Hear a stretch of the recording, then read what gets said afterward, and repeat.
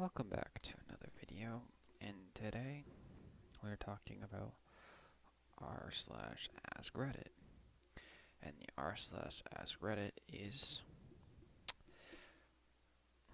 I looked away for 1 second and this happened.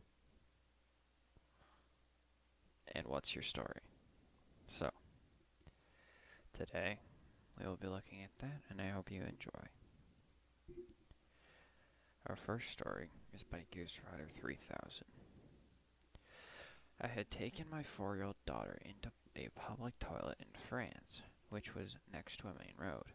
As we left, I let go of her hand for a split second as I looked away to close the door behind us.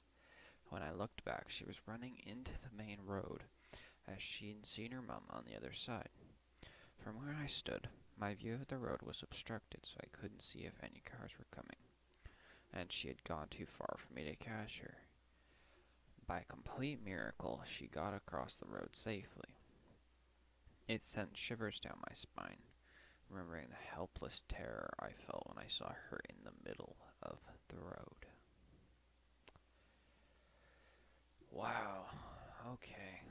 That's not good at all. That's not something you want to see at all. I hope your daughter learned from her experience. The next Reddit post is by Catching Comets. We moved into our new house in 2000 on Halloween in 2001. Most of the heavy lifting was done, so my wife decided to begin unpacking the important stuff, and I would take our 8-year-old daughter out trick-or-treating. We stepped outside, and I realized I had left my phone. Standing on the front porch, I tell her, "Do not move. I have to get my phone. I will be right back. Do not move." Narrator. She moved. New neighborhood, kid and parents everywhere. I'm running up and down the street frantically, and after about 15 minutes, I spot a family. Mom and dad and handful of rugrats with mine in tow. They had a good laugh, telling me that they had just turned around and there she was, having appeared out of nowhere. Deciding to stay close, assuming some hysterical parent would eventually come running. Wow, that's gotta suck. But at least those people were nice and they didn't absolutely get you screwed over, because your wife would have yelled at you for many, many hours if you had lost your child, and you might feel just a tiny bit bad, OP. Next Reddit post is by Robo Ninja Pirate. So we took the kids, 7, 3, 3, and 3. I take it they're triplets, to a water park. One of us would stay in the kiddie area with 2 of the triplets. I was correct. Then the other parent would take the 3-year-old and the 7-year-old out on a ride. It worked pretty well. Note, the kiddie area was mostly contained, but there was no gate or anything. At one point, the swabs, we blinked for a second and our adventurous 3-year-old was gone. Instant panic. Get security there. Staff is looking. I'm running around looking. Anyway, we eventually found him. He'd ridden a water slide with my wife earlier and decided that it was fun. I'm gonna do it again. The 3-year-old had gone back to get in line at the water slide by himself and found him about 2 from the front of the line. That's such a cliffhanger. Did you even let him ride the ride? If you didn't, I don't like you, 'cause that's mean. But I'm glad you found your kid. This next Reddit post is by Not a Pony. I had this group with my kids, 18 months and 4 years old.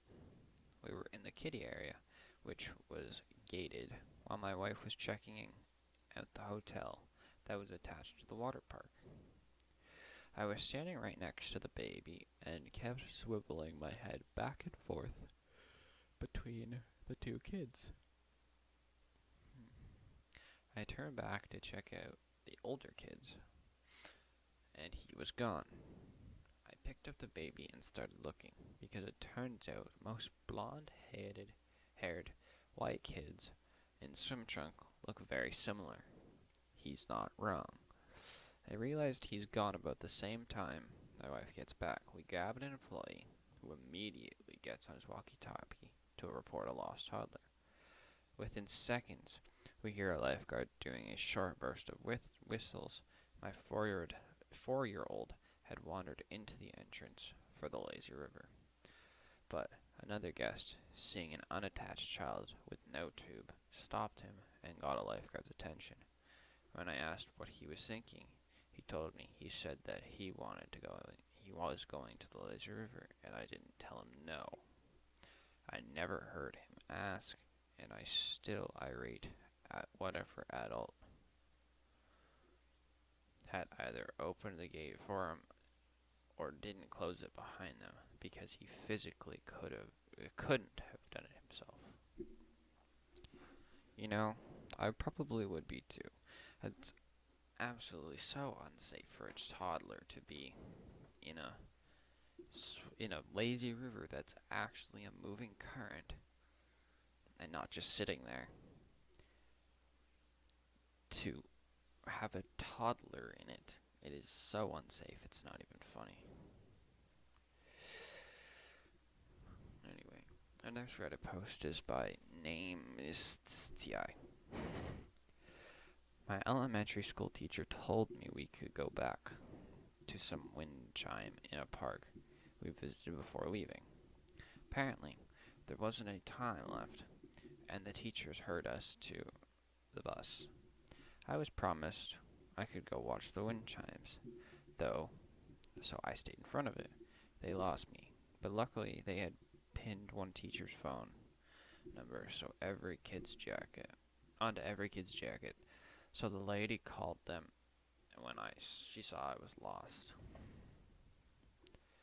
Wow, that's gotta be pretty scary for an elementary school kid to be lost with literally no supervision at all in a park just trying to watch wind chime. Anyway. Our next Reddit post is by Reason Before Belief.